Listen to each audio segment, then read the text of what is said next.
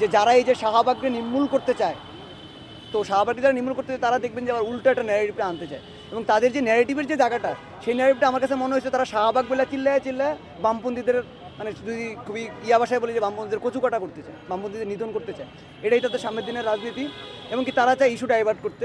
কিন্তু আমরা বারবার দেখতে পাইছি, এর আগের ঘটনা তো যদি আপনারা দেখেন তাহলে দেখবেন যে কোনো একটা ঘটনার কোট করে লাল সন্ত্রাস দিয়ে তারা বিভিন্ন ক্যাম্পাসে হলো গিয়া চিকামুচ্ছে, হামলা করছে, ঠিক আছে, মব সৃষ্টি করছে। তো এইসব ঘটনার মাধ্যমে এটাই প্রতিমান হয় যে আমরা যদি এই স্পেসিফিক এই ঘটনাতে যাই তাহলে দেখবো যে তারা নারীদের আন্দোলনকে কোনোভাবে অন করতেছে না, উল্টা আরও সেটাকে ভিন্ন খাতে প্রভাবিত করতে চাইতেছে। এবং নারীরা যে এতদিন আন্দোলন করতেছিল, জুলাই আন্দোলনের যেই তাদের যে নারী কমরেডরা বা নারী সাথীরা যে তাদের সাথে ছিল, তাদেরকে তারা অন করতে পারতেছে না। আমি আসলে সন্ধিহান যে তারা জুলাইয়ের যে গণ অভ্যুত্থানের আকাঙ্ক্ষা, সেটা তারা অন করতে পারতেছে না। এই গোষ্ঠীটা তাদের কি বলে ক্ষমতার পার্ট হওয়ার জন্য তারা উদ্গ্রীব, তারা ক্ষমতা চায়। এখন এই ইন্টারিম গভর্নমেন্ট তার মতো করে একটা নির্বাচন দিয়ে দেশের ভালো গণতান্ত্রিক রূপান্তরের পথ তৈরি করে যাবে, এটা আমাদের প্রত্যাশা।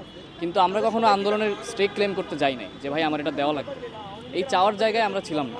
এবং আমরা কি করছি না করছি এগুলোর বর্ণনাও আমরা দিই নাই। আমরা আমাদের ন্যায়সঙ্গত যেই লড়াই, গণমানুষের মুক্তির লড়াই, সেই লড়াই চালায় যেতে চাইছি, এবং সেই লড়াইকে বাধাগ্রস্ত করার জন্যই আজকে আমাদেরকে বদযোগ্য করার পায় তারা। কারণ হচ্ছে যে আমাদের যে লড়াই, সেটা তো একই সাথে আপনার এই যে গোটা স্ট্রাকচার, সেই স্ট্রাকচার বিরোধী, এবং ডানপন্থী যেই উগ্র ডানপন্থী রাজনীতি, যারা অন্য সহাবস্থানকে সহ্য করতে পারে না, সেই রাজনীতিকে আদর্শ দিয়ে প্রতিহত করার লড়াই আমরা করি। কাজেই আমাদেরকে যদি প্রতিহত না করা যায় তাহলে তো সেই লড়াই শক্তিশালী হবে, যেটা বাংলাদেশের মুক্তিযুদ্ধের গণমুক্তির আকাঙ্ক্ষার লড়াই এবং যেটা 24-এর মুক্তির আকাঙ্ক্ষার লড়াই, সেই লড়াইকে বাধাগ্রস্ত করার পায় তারাই এগুলো করতেছে। এরা কখনো গণমুক্তি চায় নাই। এরা 71-এ ভুল পজিশন নিছে। এরা 70, 80 থেকে 90 পর্যন্ত সারা বাংলাদেশের ক্যাম্পাসগুলোতে ভয়াবহ সন্ত্রাস তাণ্ডব সৃষ্টি করছে। আজকে এসে ওরা তো জানে যে ওদের এই যে অতীত লেগেসি, এই লেগেসি যদি ওরা ফিরায় আনার চেষ্টা করে তাহলে ওদেরকে রেজিস্ট আমরাই করবো।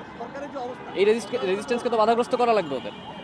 তা নাহলে ওদের যেই এই যে মানে কি বলে গণমুক্তি বিরোধী লড়াই কিংবা হচ্ছে আপনার সন্ত্রাসী রাজনীতি, সেই সন্ত্রাসী রাজনীতি প্রতিরোধের জন্য, সেই সন্ত্রাসী রাজনীতি আগায় নেওয়ার জন্য ওরা ফ্রি, ওদের জন্য মাঠটা ফাঁকা হয়ে যায়।